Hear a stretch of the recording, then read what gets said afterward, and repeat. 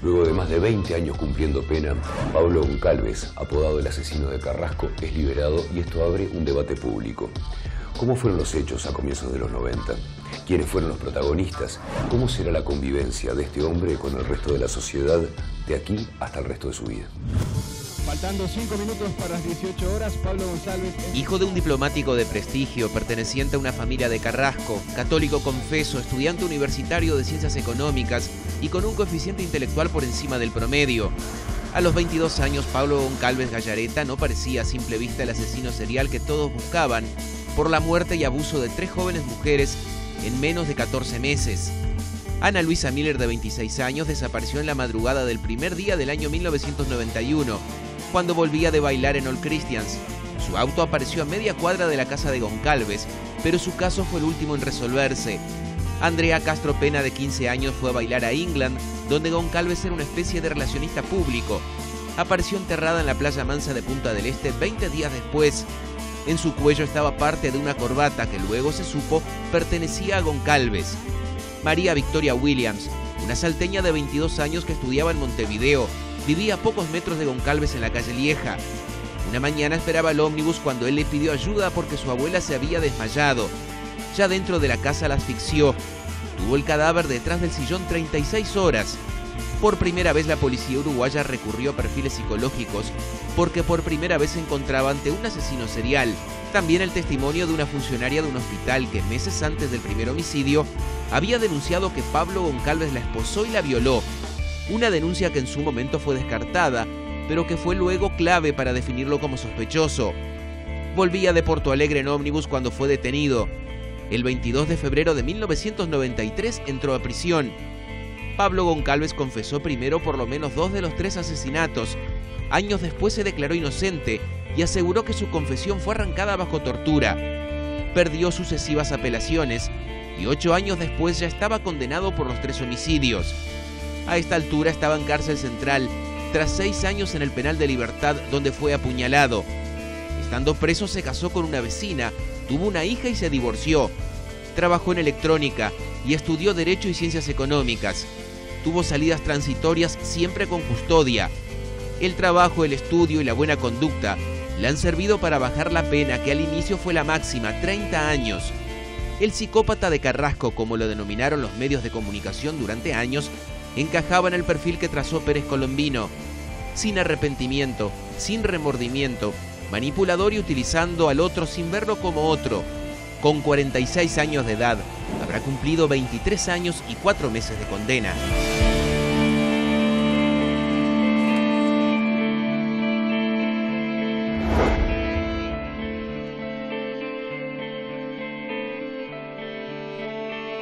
¿Qué es lo que conecta a Goncalves con sus 3 víctimas?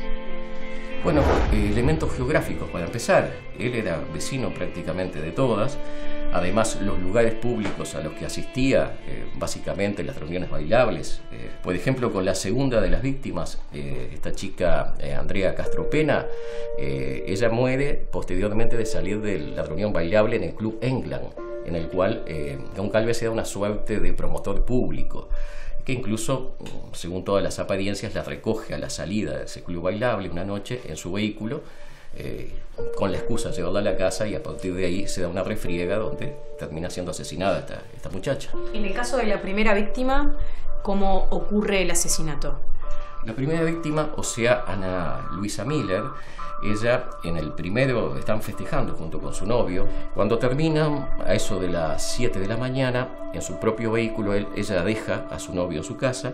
Posteriormente se dirige hacia su propio domicilio y, según todas las apariencias, cuando se baja a abrir el portón, ahí es atacada presuntamente por Pablo Goncalves o por quien haya sido su verdadero asesino, y en estado de indefensión se la lleva hacia la zona de Solimar, donde terminan de estrangularla. Se arroja hacia un terraplén su cadáver ya en ese momento, entre las 8 y las 10 de la mañana del 1 de enero de 1992. ¿La segunda víctima también muere como consecuencia de una asfixia? Sí, en todos los casos se da un mecanismo de sofocación que, quiero aclarar, no es estrangulamiento, no es estrangulación, sino es una sofocación manual que tiende con gran fuerza en las manos del agresor a oprimir la tráquea y la carótida de la víctima, y de esa manera se logra dejarla en estado de indefensión y posteriormente conducirla a la muerte. Tiene la peculiaridad este tipo de ataque que revela una lujuriosidad en el agresor, en el asesino, porque se da una especie de regodeo con el instante fatal, ¿verdad?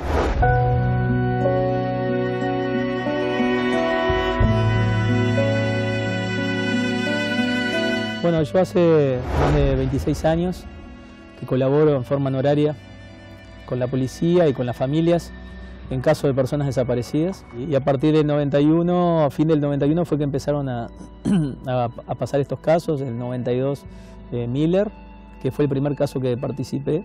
La policía, debido a toda, digamos, la presión que se estaba generando por una serie de mujeres fallecidas, incluso alguna violación que había, algún intento de violación que había habido, que al principio no se lo había asociado a la misma persona, en este caso Pablo Goncalves. De hecho, toda la investigación que llevó de alguna forma a detener y a inculpar a Pablo Goncalves se hizo desde el punto de vista científico.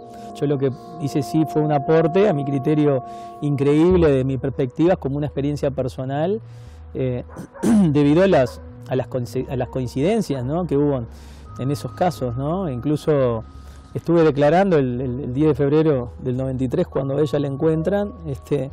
Estuve en San José y sí, porque entre los apuntes en el pizarrón estaba el mismo bosquecito de acacias donde apareció María Victoria Williams 48 horas después. O sea, yo había estado con la policía 2 días antes en el lugar, acostándome en el lugar donde ella apareció, diciéndole cómo la veía. Incluso la policía me preguntaba, sí, pero no está. Bueno, sí, pero capaz que está muerta y después la tira acá en este lugar. De hecho, por ejemplo, si la policía hubiera estado, digamos, de alguna forma monitoreando ese lugar, posiblemente hubieran podido encontrar a Pablo Goncalves tirando el cuerpo en ese mismo instante, ¿no? Y son esas cosas sorprendentes, por supuesto, que me marcaron, digo, para siempre, ¿no? O sea, yo, independientemente del aporte que hice, no tuve una vinculación directa con Pablo Goncalves, ni siquiera, digamos, tuve una visualización asociada a él. O sea, sí, la información que obtuve fue asociada más a las víctimas que al victimario. Entiendo que pagó una de las penas más largas que se han pagado a nivel penal, o sea que de alguna forma quizás su deuda con la sociedad la tenga paga, quizás no, por supuesto, con la familia, con la pérdida de una hija o con todas las circunstancias pero bueno, y sí, me llama la atención y me preocupa un poco siempre pensar que, bueno, de que pueda cambiar esa actitud y que no sea un peligro latente.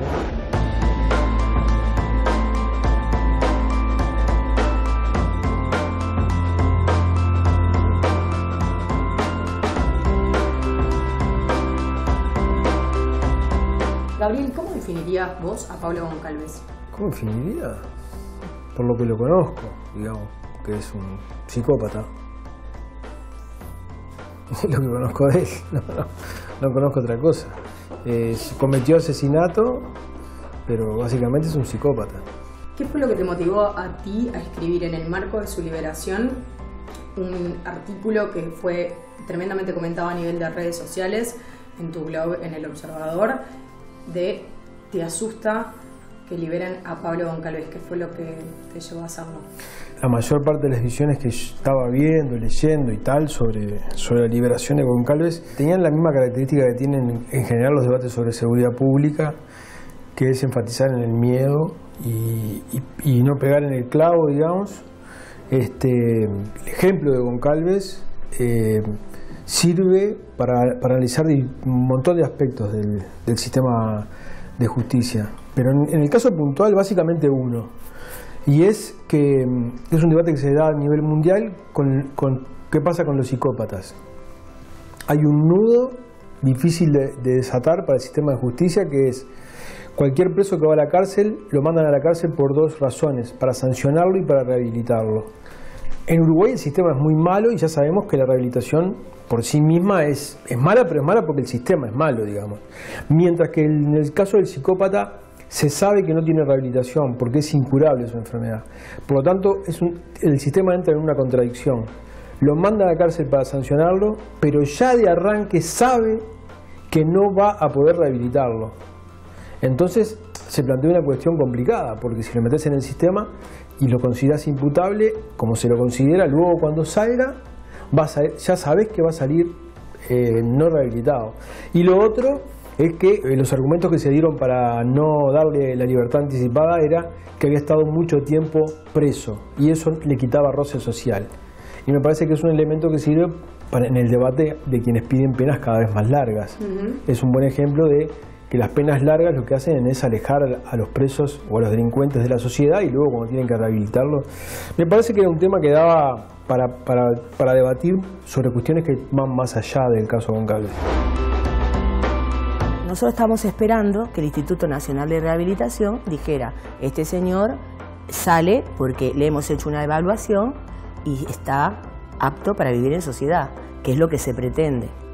Después estuvimos viendo la cantidad de gente, de técnicos forenses, de psiquiatras, psicólogos que decían que esta persona es irrecuperable. Y entonces decidimos hablar y decidimos poner en unos carteles en Facebook, porque nosotros ni siquiera llamamos a la prensa ni nada, en Facebook, poniendo que por mi seguridad y la seguridad de las mujeres uruguayas, queremos tener una foto actualizada de Goncalves como de cada uno de los hombres convictos por violencia machista. Desde el Ministerio del Interior no se quiso difundir una fotografía de Pablo Goncalves actualizada, un pedido desde Mujeres de Negro. ¿Crees que los medios de comunicación deberían haber tratado de conseguir esa foto? ¿Sirve, no sirve desde el punto de vista periodístico el saber hoy cómo está Goncalves? Digamos, si llegamos a la conclusión de que es relevante, deberíamos hacerlo con todos los presos que salen y que son peligrosos y sabemos que el 6 de cada 10 van a reincidir. Deberíamos hacerlo con todos. ¿Por qué hacerlo con Pablo Goncalves? Reitero, él ya cumplió la pena. Hay que tratarlo como cualquier otro. ¿Por qué divulgar la cara de él ahora? ¿Cuál es el motivo? ¿Seguirlo sancionando ahora? No nos corresponde a los medios seguirlo haciendo. Pero en realidad nosotras entonces después salimos, cuando hicieron el primer reportaje, salimos diciendo lo que nosotras verdaderamente creíamos que era justo, y que es que el Instituto Nacional de Rehabilitación saliera y dijera que este señor va a salir porque ha cumplido la pena, pero también porque está evaluado positivamente para vivir en la sociedad como una persona más, cosa que eso nunca lo logramos hasta este momento.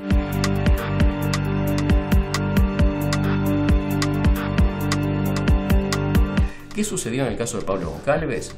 Pablo Goncalves, como es sabido, se ha desdicho de sus iniciales confesiones y mantiene su inocencia hasta el día de hoy.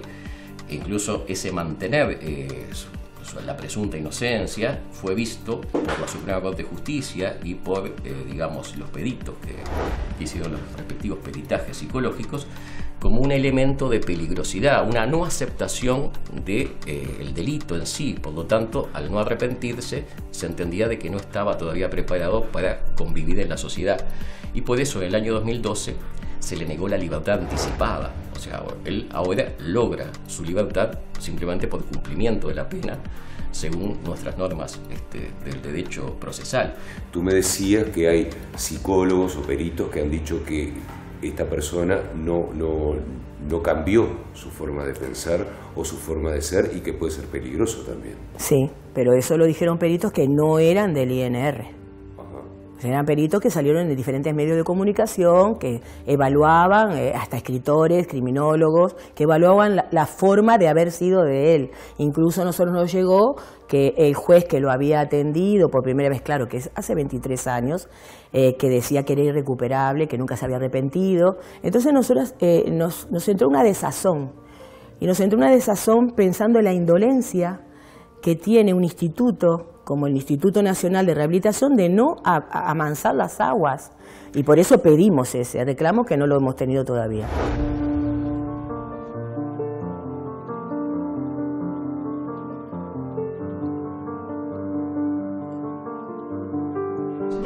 estudio que usted realizó, Pombo, ¿cuál fue la motivación de Goncalves para cometer estos crímenes? ¿Hubo una motivación en particular que una a las 3 víctimas?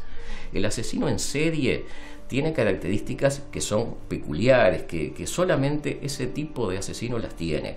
Como por ejemplo el matar por matar, o sea, la compulsión del asesinato por placer, sin que haya una motivación racional. La mayoría de los criminales, aún los que cometen crímenes y los podemos designar como homicidas, nos guste o no, tienen una motivación racional. El sentido común nos dice, bueno, caramba, por algo este hombre hizo lo que, o esta mujer hizo lo que hizo. Ejemplo, un crimen, digamos que precede a un robo, a un hurto. Hay un afán de lucro. Después hay un exceso del delincuente que lleva a matar a la víctima.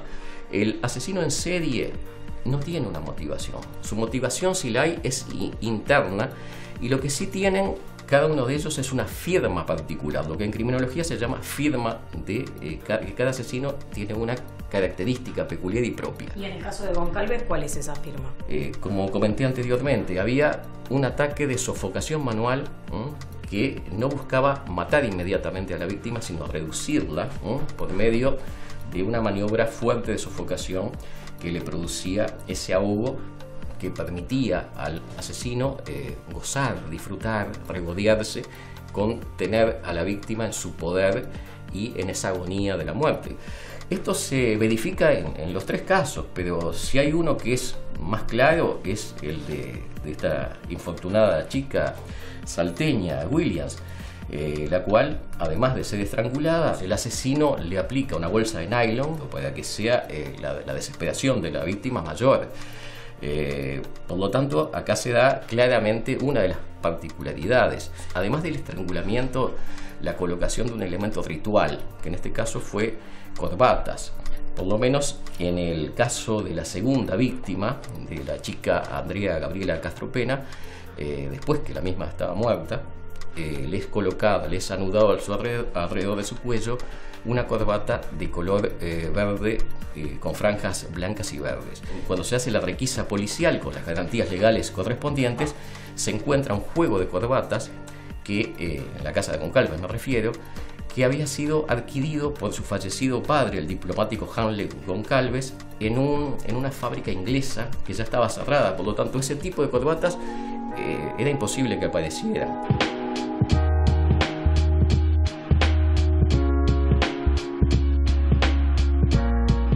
Planteas un concepto en tu artículo que refiere a la estigmatización que tiene Pablo Goncalves. ¿Por qué es un preso estigmatizado?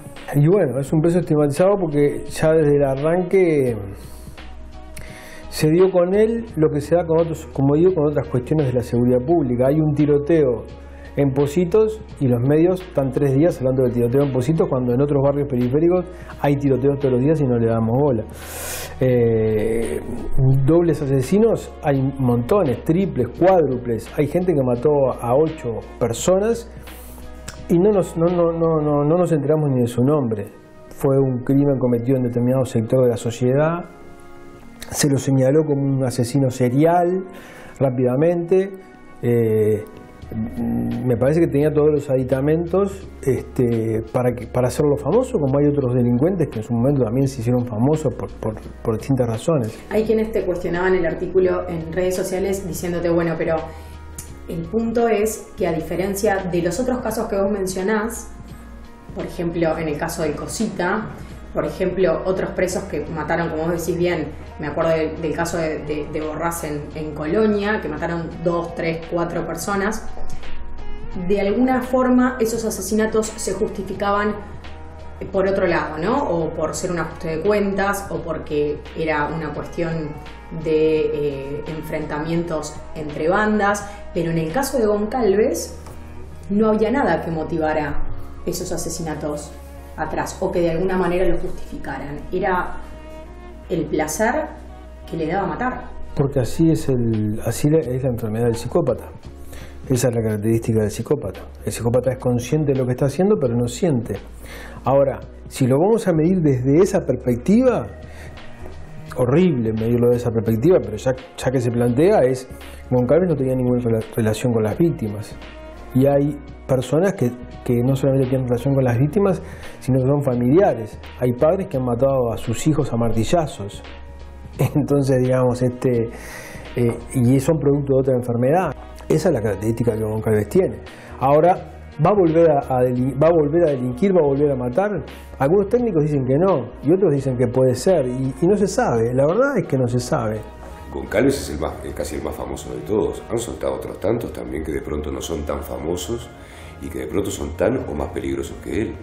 Si eran psicópatas, si no habían sido evaluados positivamente y salieron, me parece una irresponsabilidad, porque el derecho, mi derecho, yo no lo voy a negociar, el derecho a vivir tranquilamente. En Argentina hay un hombre que le dieron 44 años, no me acuerdo cómo se llama, pero él le dieron 35 años y hace 44 que está, porque cuando va a salir le hacen la evaluación y es peligroso, y entonces no lo sacan a la calle. El sistema es así, cumplió la pena más larga que debe haber habido entre la historia de los presos, la cumplió casi toda, no hay nada que decir, el tipo cumplió y hay que liberarlo. Entonces, ¿qué debate hay en torno a eso? El debate que puede haber es si queremos implementar la cadena perpetua o la pena de muerte. Y lo otro, que es si va a volver a delinquir o no, ya te digo, no se sabe. Los expertos no lo pueden decir. Entonces, es un debate medio sin salida el que se planteó. Nosotros lo único que decimos es que el Instituto Nacional de Rehabilitación nunca salió a la palestra para decir que este hombre estaba evaluado positivamente para vivir en la sociedad. A mí, desde luego, y a la institución que represento, no nos vale, y yo creo que a cualquier ciudadano, no nos vale esto de que cumplió la pena. ¿Cumplió la pena? Bueno, cumplió la pena, es verdad. Tiene derecho a salir, es verdad. Como todas las personas que están privadas de libertad. Porque mirá que nosotras creemos en la rehabilitación. Esta casa la hicieron los presos. Estas casas la hicieron los presos que estaban en ese momento, no se llamaba Instituto Nacional de Rehabilitación, me parece, ahora mismo no recuerdo bien, pero esta casa la hicieron los presos. Nosotros hemos convivido con esos presos. Porque la gente tiene derecho a rehabilitarse. Pero no es lo mismo una persona que te dicen que es un psicópata que no tiene arreglo. Porque eso es lo que nosotras no entendemos. No entendemos cómo el INR nos sale diciendo, bueno, no se preocupen, que este hombre está rehabilitado.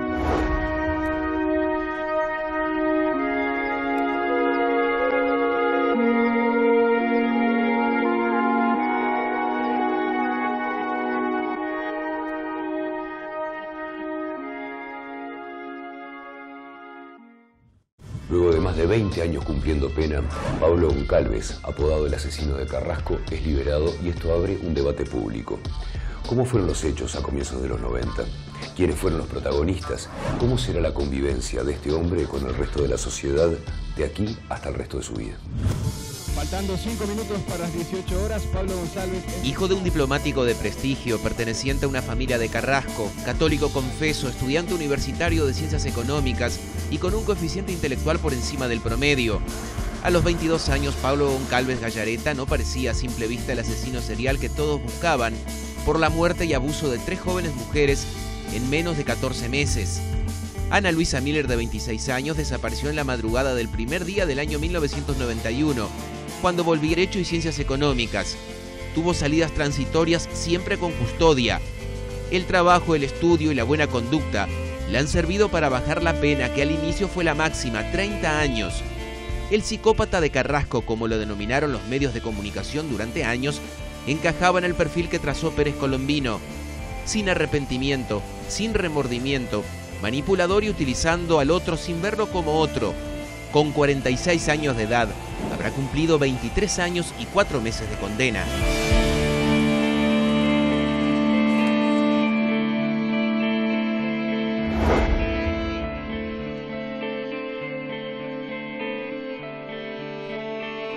¿Qué es lo que conecta a Goncalves con sus 3 víctimas? De bailar en All Christians. Su auto apareció a media cuadra de la casa de Goncalves, pero su caso fue el último en resolverse. Andrea Castro Pena, de 15 años, fue a bailar a England, donde Goncalves era una especie de relacionista público. Apareció enterrada en la playa Mansa de Punta del Este 20 días después. En su cuello estaba parte de una corbata que luego se supo pertenecía a Goncalves. María Victoria Williams, una salteña de 22 años que estudiaba en Montevideo, vivía a pocos metros de Goncalves en la calle Lieja. Una mañana esperaba el ómnibus cuando él le pidió ayuda porque su abuela se había desmayado. Ya dentro de la casa la asfixió. Tuvo el cadáver detrás del sillón 36 horas. Por primera vez la policía uruguaya recurrió a perfiles psicológicos porque por primera vez se encontraba ante un asesino serial. También el testimonio de una funcionaria de un hospital que meses antes del primer homicidio había denunciado que Pablo Goncalves la esposó y la violó. Una denuncia que en su momento fue descartada, pero que fue luego clave para definirlo como sospechoso. Volvía de Porto Alegre en ómnibus cuando fue detenido. El 22 de febrero de 1993 entró a prisión. Pablo Goncalves confesó primero por lo menos 2 de los 3 asesinatos. Años después se declaró inocente y aseguró que su confesión fue arrancada bajo tortura. Perdió sucesivas apelaciones y 8 años después ya estaba condenado por los 3 homicidios. A esta altura estaba en cárcel central, tras 6 años en el penal de Libertad, donde fue apuñalado. Estando preso se casó con una vecina, tuvo una hija y se divorció. Trabajó en electrónica y estudió de... Bueno, elementos geográficos para empezar. Él era vecino prácticamente de todas. Además, los lugares públicos a los que asistía, básicamente las reuniones bailables. Por ejemplo, con la segunda de las víctimas, esta chica Andrea Castropena, ella muere posteriormente de salir de la reunión bailable en el Club England, en el cual Goncalves era una suerte de promotor público, que incluso, según todas las apariencias, la recoge a la salida de ese club bailable una noche en su vehículo, con la excusa de llevarla a la casa, y a partir de ahí se da una refriega donde termina siendo asesinada esta muchacha. En el caso de la primera víctima, ¿cómo ocurre el asesinato? La primera víctima, o sea, Ana Luisa Miller, ella en el primero están festejando junto con su novio.